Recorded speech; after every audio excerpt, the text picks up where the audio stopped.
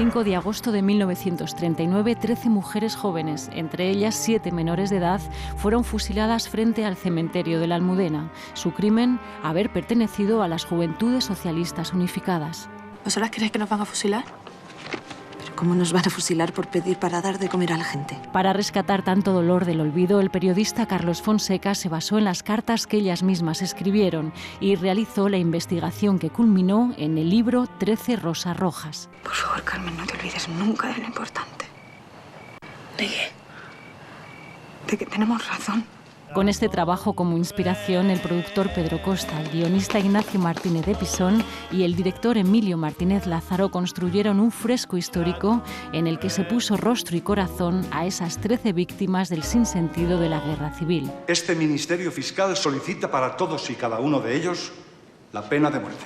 Martínez Lázaro, que venía de triunfar en taquilla con sus 2 particulares musicales, se puso detrás de una cámara que se convirtió en testigo de una época siniestra. ¿Religión? Ninguna. Católica.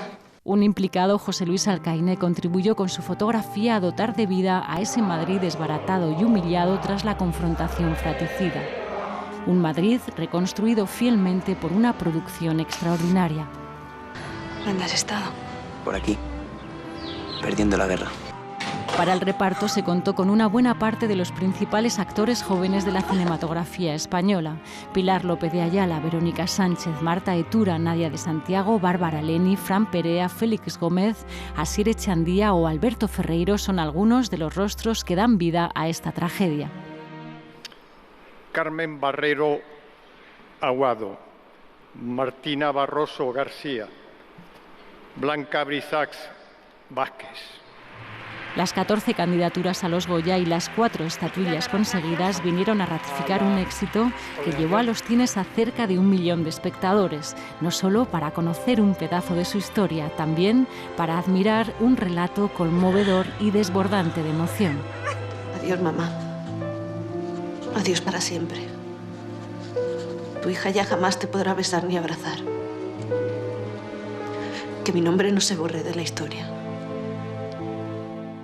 Alguien tenía que recordar la historia de estas 13 jóvenes que fueron asesinadas en la inmediata posguerra, y qué mejor recuerdo que dedicarles una película como Las 13 rosas.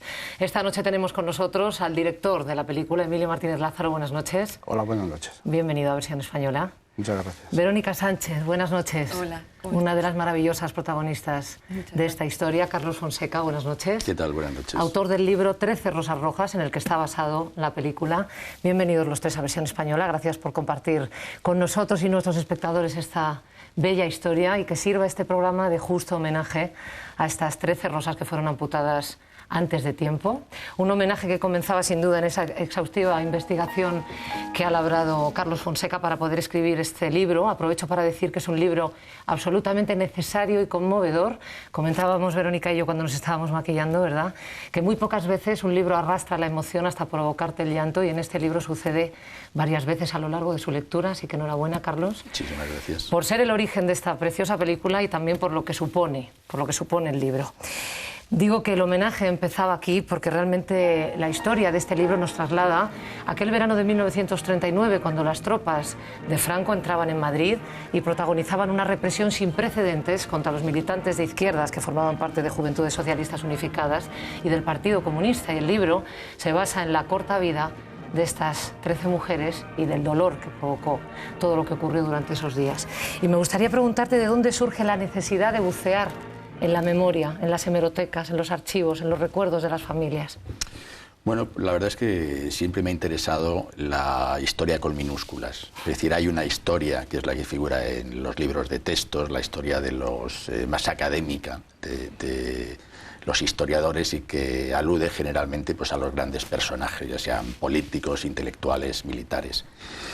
Y yo creo y estoy convencido de que esa historia con mayúscula no es posible o no se entiende sin la historia que escriben, esa historia con minúscula de la que son protagonistas pues, personas normales y corrientes como nosotros. Y en este caso pues las 13 rosas de alguna manera simbolizan a ese mundo de personas normales y corrientes que fueron víctimas de la tremenda represión que hubo en Madrid después del final de la guerra. el productor Pedro Costa, que por cierto siempre está alerta y siempre rescata cosas estupendas para llevarlas a la pantalla y para que no olvidemos, te propuso hacer esta película. ¿Qué es lo que más te sedujo de una producción tan compleja y tan diferente a lo que habías hecho hasta el momento, Emilio? Pues sin duda alguna la historia en sí misma. Yo para entonces ya había leído el libro de Carlos, pero también conocía la historia de hacía bastantes años porque me la contó una montadora de cine, una profesional, sí, y me contó la historia, me la contó no con este detalle ni mucho menos, pero me habló por primera vez de unas chicas que ella me conoció o me habló de ellas como de las menores, no de las 13 rosas, que también fueron conocidas así. Y esta fue la idea de, cuando me llamó, yo estaba a punto de empezar el rodaje de la película anterior y en realidad no sabía muy bien, dije, me interesa muchísimo, pero ahora me dije, pero el lunes me pongo a rodar otra, o sea que me tendrás que contar dentro de un cierto tiempo. Y nada, pues me esperaron y la película finalmente se hizo. Y a ti, Verónica, te correspondía la responsabilidad de interpretar a un personaje real, a una mujer, Julia Conesa, en una etapa además muy difícil, muy dramática de su vida. ¿Cómo afrontaste esta experiencia y cómo te preparaste el personaje? Pues es verdad que cuando interpretas un personaje real tienes como una responsabilidad extra, ¿no? Me pasó con Julia Conesa, me pasó con La Chispa en Camarón, siempre te da un poco más de miedo porque tienes miedo a no reflejar todo lo que debería verse, ¿no? de lo que fue la vida de esa persona.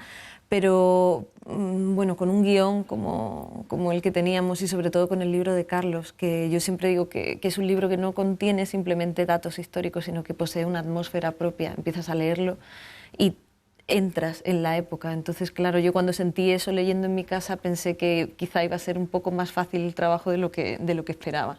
Yo he estado en muchísimas proyecciones y puedo certificar la que se ha recibido en todas partes igual, que ha sido con una emoción que la gente no puede contener, de tal manera que cuando terminaba la película yo miraba así y veía que estaba todo el cine llorando.